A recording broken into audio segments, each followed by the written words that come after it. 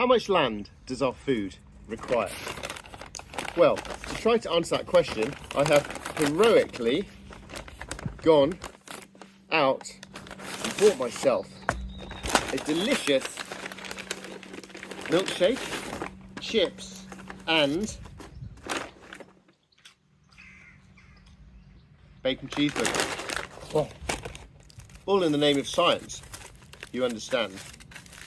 Because we all know most farming is pretty terrible for nature.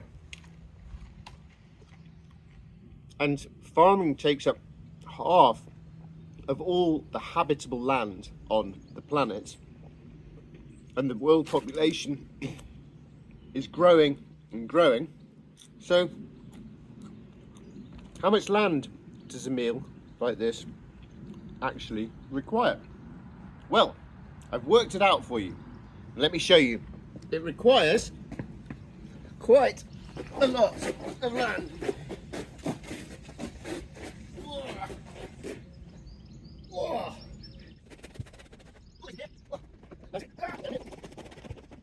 All the way to the hedge of this playground. So, this delicious feast requires this much land, but I'm out of breath. I need a burger. Is that a lot of land? I mean, or is it a little amount of land? And also, we've all got to eat, right? So maybe that's just the way it is. It's just, that's how much land it needs. Well, let me show you a different meal. We'll make a comparison.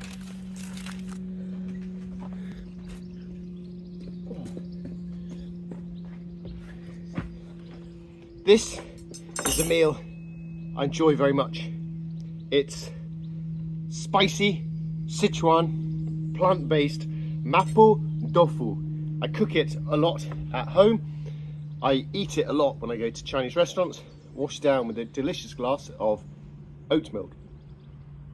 So, how much land does this meal take to produce? Oh, spicy. How does it compare? Well, this meal requires this much space to produce. The area of this table. Quite a difference to the entire playground. But to make the science of my experiment more accurate, of course, we need to make sure that both meals have equal amounts of protein and calories. That's what you measure when you're calculating the amount of land used to produce it. And so in this instance, this table size of land produces lots of meals for lots of people. And compare that to all of this space here required for one extremely delicious but quite space intensive meal. So next time you have lunch, why don't you try to make space at your table for nature so that you can have food that is tasty, affordable, healthy, but also frees up a huge amount of space for rewilding and for nature. Cheers.